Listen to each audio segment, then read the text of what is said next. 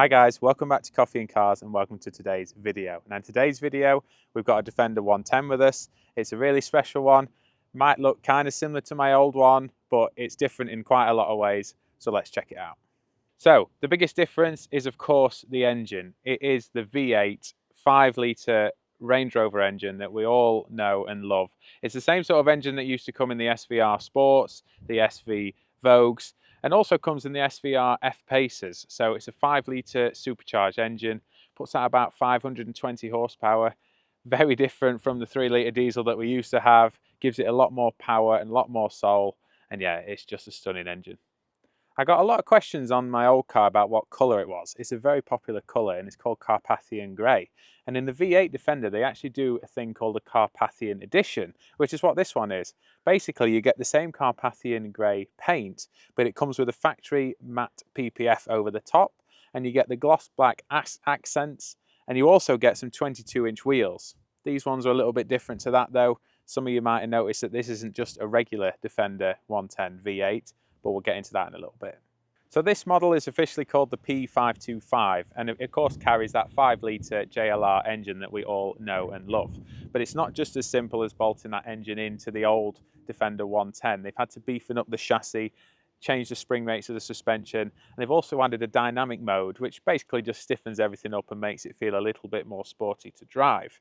Still got the 8-speed ZF gearbox that's across the whole Defender range. Still works great even with the added power. But also you've got to remember that this V8 engine brings a lot more weight. So the economy is not great, to be honest. It's not known for its aerodynamic profile, as you can imagine, but the engine certainly helps pull it down the road.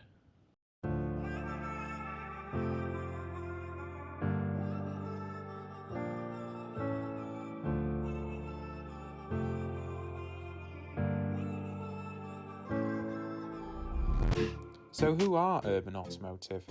They're a British brand and they specialise in OEM plus style modifications. They design and develop their own components for an unmatched fit and finish. They also manufacture all of their own carbon fibre in-house. This ensures that the quality control is at the highest level. They work with all the top manufacturers from Land Rover to Lamborghini, even Rolls-Royce, but they always stay true to their mantra, which is OEM plus.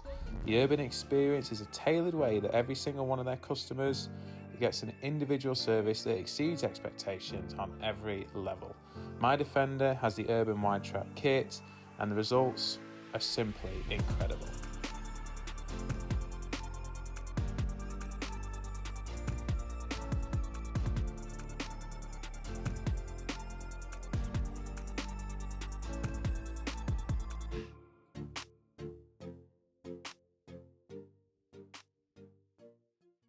Okay, so what is an Urban Wide Track Defender? Well, the clue's in the name. Basically, they put some wider arches on the car, which just helps give it that meaty profile on the road. But then with the wider arches, we need some wider wheels.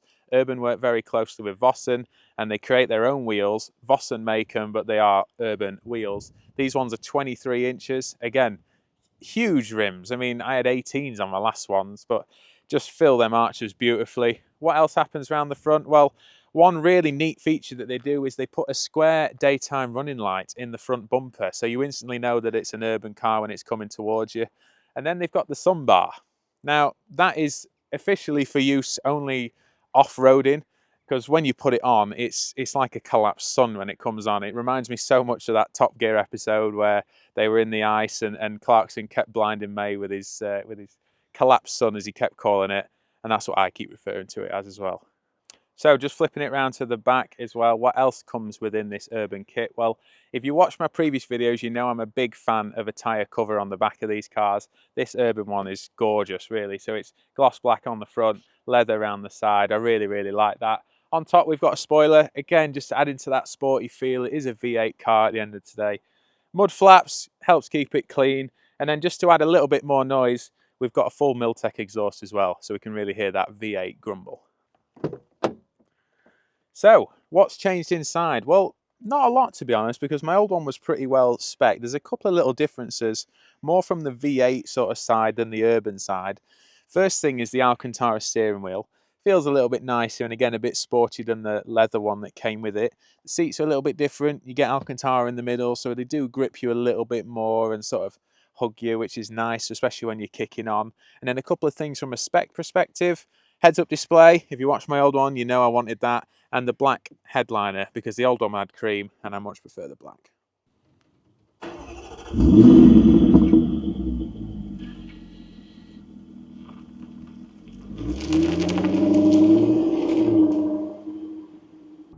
So, what is the V8 version of the Defender 110 like to drive? Well, it's very similar to the D300 that I had. Obviously, you've got more power in the engine and a bit more weight, and as I touched on earlier, they've had to adjust the suspension a little bit for that, so you're definitely a little bit of a firmer ride. But there's a couple of new additions that are specific to the V8, and that is the dynamic mode, which again just stiffens everything up, stiffer suspension, brakes, and more acceleration response, which is really nice. And the other thing is that they've had to upgrade the brakes. So these are made by Brembo specifically for this car, and they're 20-inch rotors. But you've got to remember, this car's got 500 horsepower, it's nearly 2.5 tons, does 0 to 60 in 5 seconds, so you're going to have some serious braking power to be able to stop it. So as I touched on, 0 to 60, 5 seconds, I think it's 4.9 for the 90 and 5.1 for the 110. So, I mean, for something this big and this heavy, that's ridiculously quick. But again, that's why JLR used the supercharged engine over the turbocharged. Supercharged just gets the power down a little bit quicker, tends to deal with more weightier cars better, hence this and the other Range Rovers. But if you do want to quieten it down, do the school run, go for your local shopping, put it back into comfort, and it just quietens down, softens everything, and it's perfectly dailyable.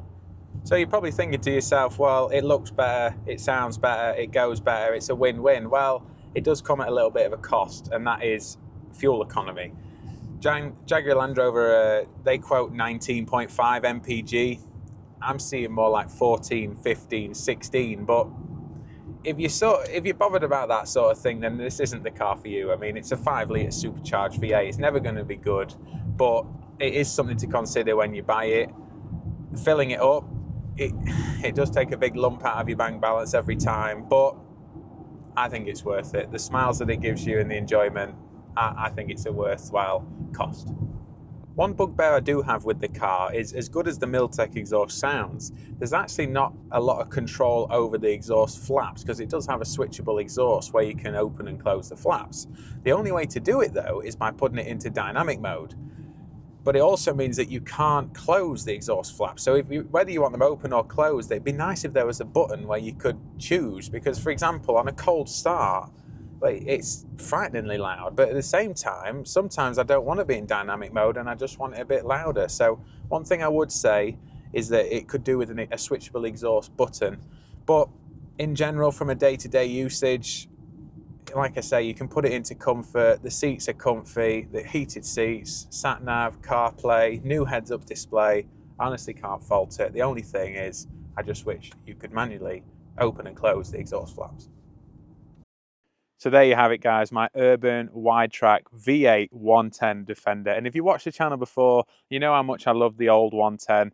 And this is just taking everything I loved about that car and just multiplying it by 20. I mean, the presence this thing has on the road, I've been behind it, I've been in front of it, I've seen it go past, and it's just superb on the road, and it's everything I wanted it to be. So if you like the car and you have enjoyed the video, make sure you like the video, make sure you subscribe for some future Defender content, and I'll see you on the next one.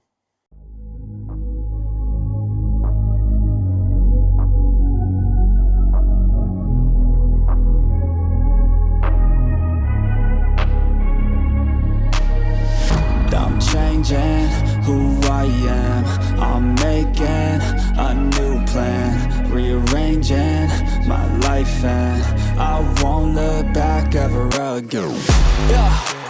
You ain't see me activated.